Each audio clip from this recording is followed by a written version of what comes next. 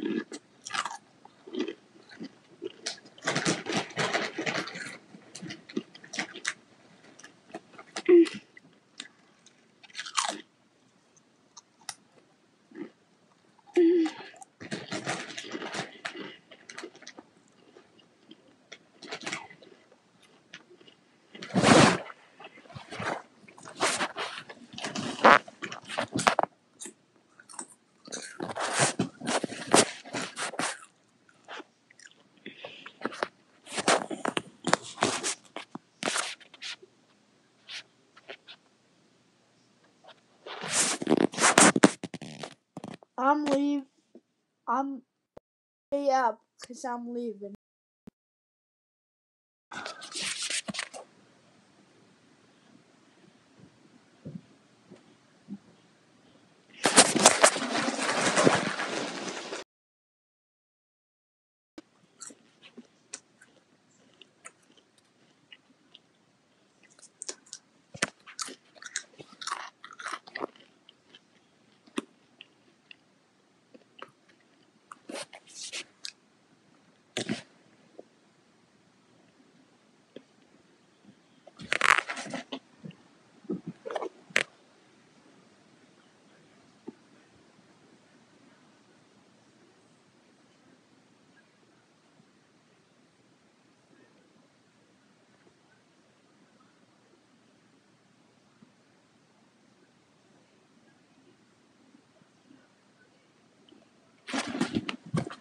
Hey, hold on.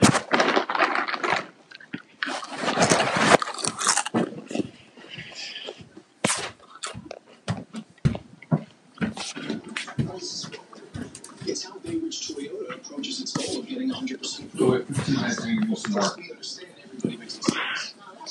Being the #1 volume Toyota dealer in the 5 boroughs, we literally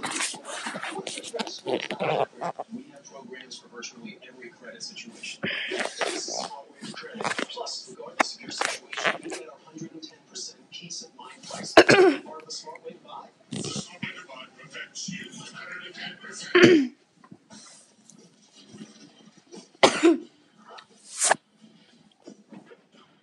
This is one of the most exciting companies we've had on the net money since we started. When you look at retailers that shop the lights out this earnings season, what's the one thing they have in common? They all have a strong direct-to-consumer we call DTC business. And the best way to reach your customers directly is by selling them stuff online.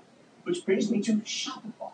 It is the simplest shop for creators. A cloud-based software company that gives merchants the tools they need to compete on the internet. Their platform can help you set up an online store and then handle everything from digital marketing, payments, shipping. Shopify actually got its start as a web-based snowboard store, but the founders were so disappointed with the existing e-commerce software tool that they decided to create their own. Then they started selling those tools to other small and medium-sized businesses. Now Shopify said this stock, it's just one incredible performance. Came up with $17, listed in 2015. Now it trades.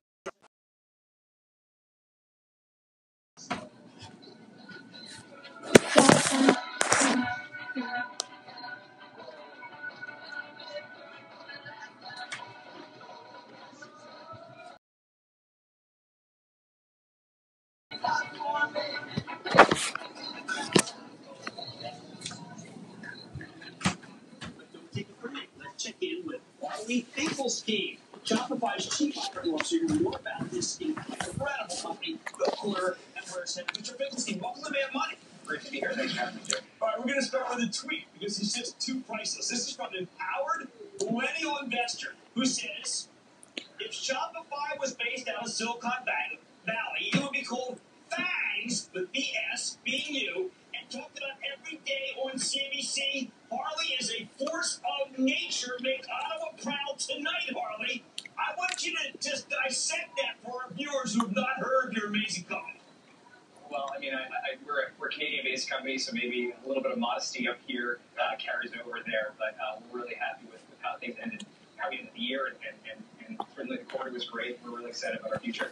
Well, you have more than 820,000 customers. You were the fastest to get to $1 billion. This is I understand your humility, sir, but Shopify is indeed a force of region. Yeah, thank you for saying that. We've been at this now for 14 years. And as you mentioned, we've grown to 820,000 merchants, up from 600,000 merchants a year ago. And we have a big top funnel with brand new entrepreneurs getting started on Shopify for the very first time.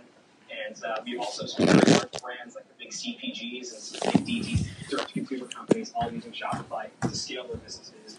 And we have really great business.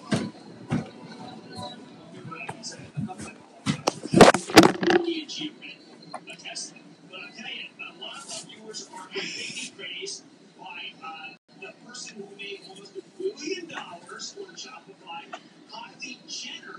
You basically made her she is a one-person wall online. It's amazing. I think the story was surprising a lot of people. see so many stories like that all the time. Whether it's Kanye West launching his Yeezy store on Shopify, or Drake's store, or frankly Tom Brady's new store. We see all these major brands and huge influencers using Shopify to create authentic products and sell to the audience. And I always sort of think back to, if DTC and direct-to-consumer was around when Michael Jordan was creating the Jordan brand with Nike, I think... Oh, you got 15 minutes. Okay. The entirety of his business as opposed to getting a licensing fee. And so we're really excited about this. But even if you go beyond just Kylie, you look at companies like Bombas and Allbirds and Tommy John and Fashion Nova. These are brands that didn't exist 5-10 years ago, and they're absolutely doing incredible numbers on Shopify, and with no slowing down in mind. Well, Harley, there would be someone out there who's watching right now. It's got a great idea. They start to do well. And you are about empowerment. Tell us about merchant funding. Yeah, so you got to remember, Shopify was built to help anyone that has an idea start a great business and sell to a global audience. So we really do bend the learning curve to make it really easy to get started. And the ones that succeed, not all of them do, but the ones that do succeed, they go really, really large with us. And over time, we want to provide them with more services, more solutions. So, for example, we launched Shopify Payments a couple years ago, where we went to the payments companies and negotiated rates on their behalf.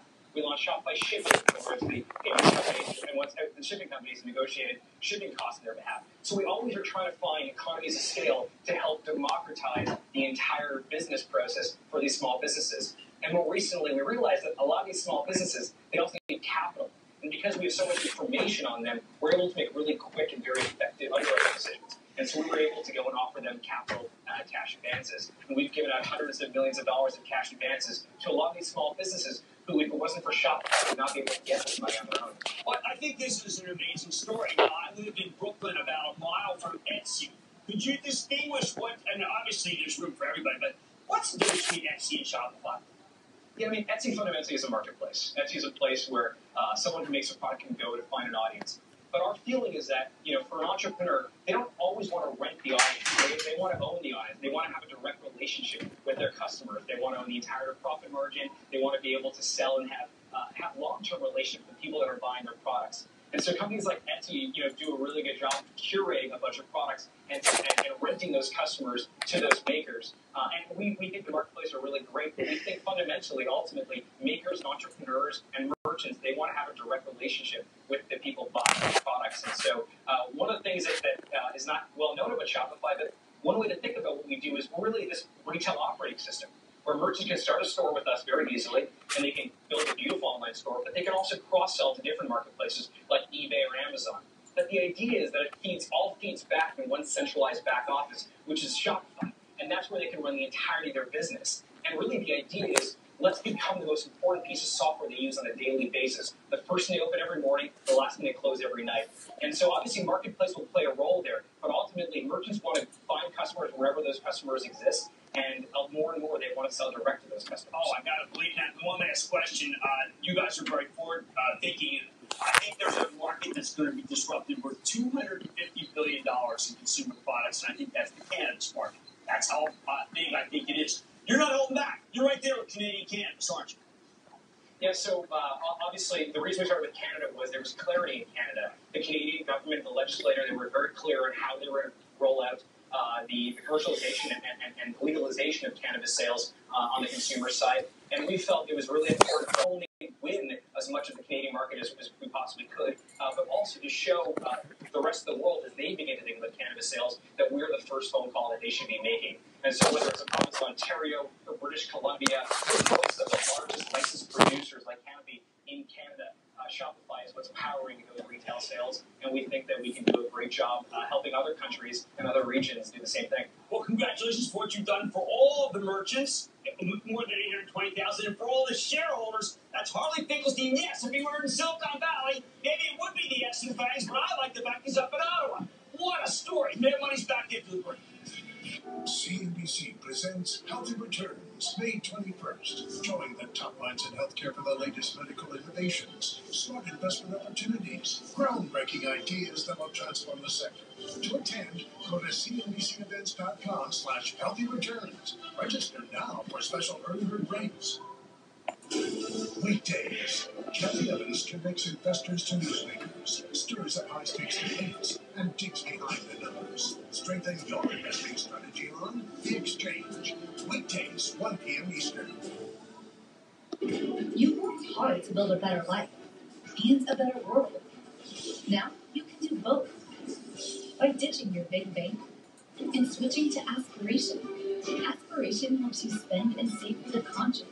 And Aspiration trusts you to pay only the fee you think we deserve, even if it's zero. So use any ATM in the world for free. Switch to aspiration.com. Save money, save the planet. Attention timeshare owners. Did some high-pressure salesperson twist your arm into buying a timeshare? Did they forget to mention that the vacation times you want will never be available, or that your fees will go up year after year? Timeshare Freedom Group has helped thousands of people get out of unwanted timeshares. Let us help you be free from your regrettable, overpriced, and unavailable timeshare. With decades of experience canceling timeshares legally and permanently, we offer a 100% money-back guarantee. Start the freedom process now by calling Timeshare Freedom Group at 800-639-1380. TimeshareFreedomGroup.com.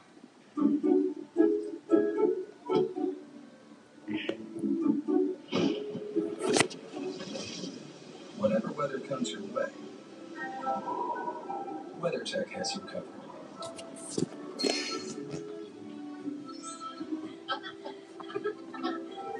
With our laser measurement, no drill mud flaps, and floor items. Order yours today at WeatherTech.com. You never know when it's going to be a WeatherTech day. Perfect weather.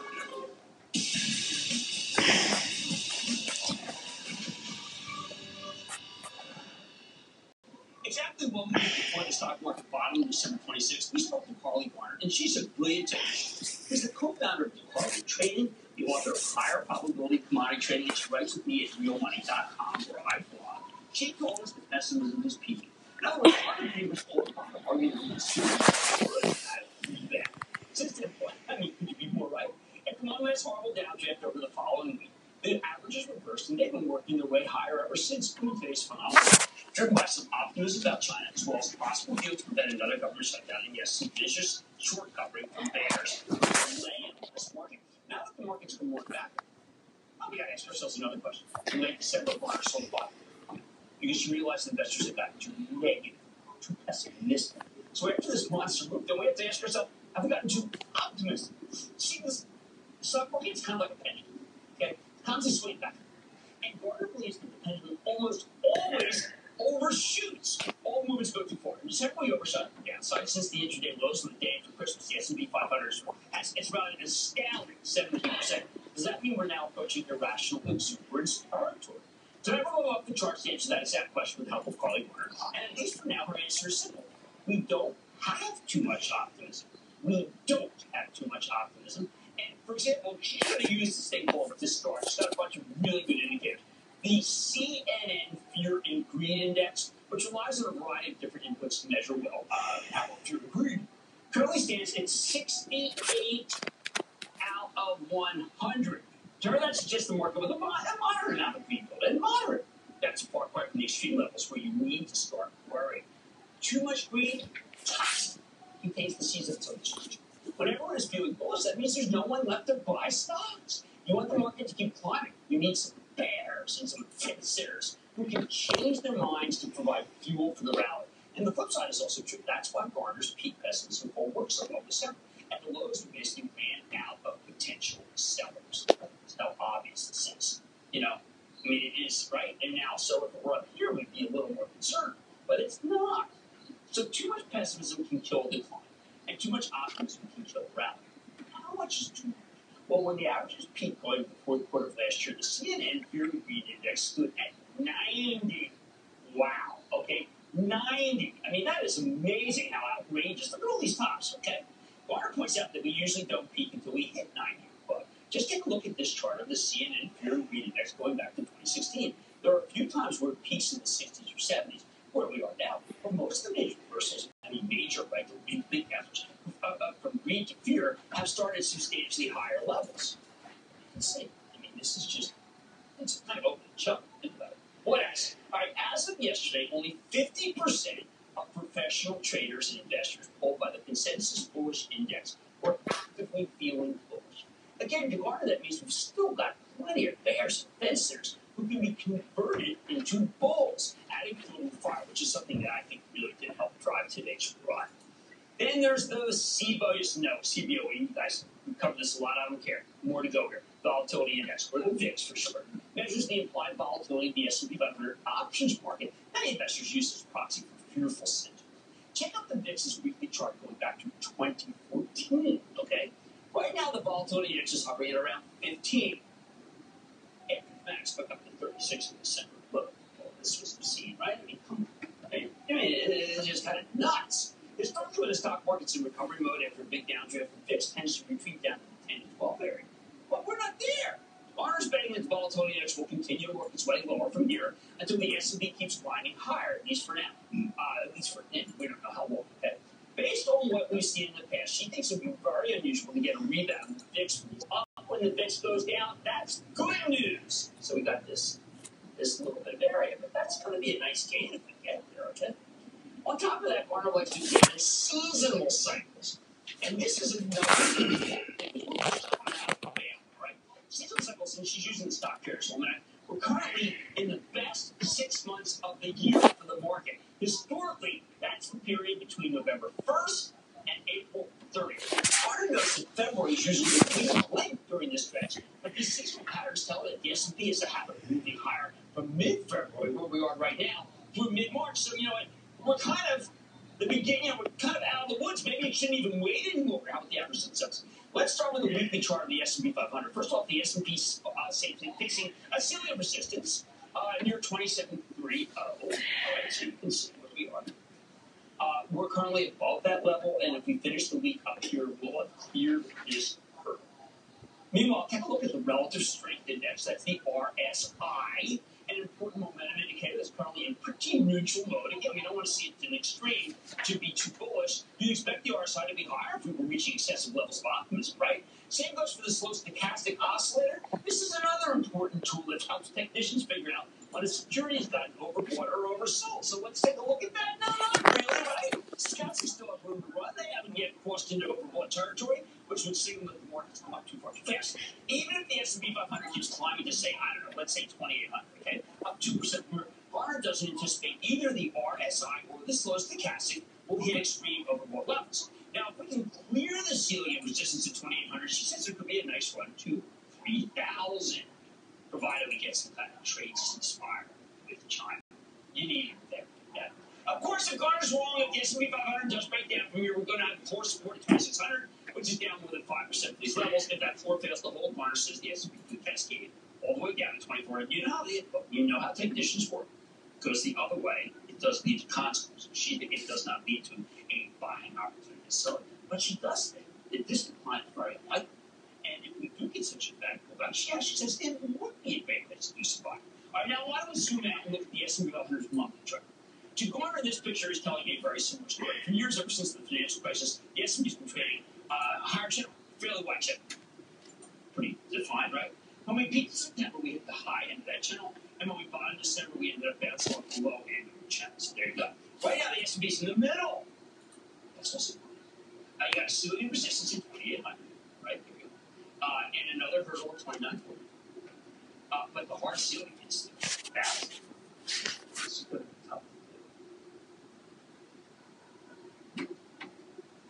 That's great.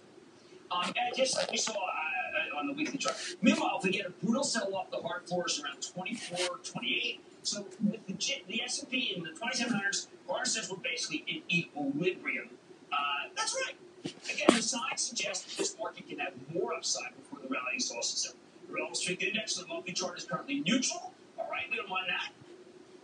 And headed higher to Garner, that means going higher is the path of least resistance for the S&P 500. That's a good one.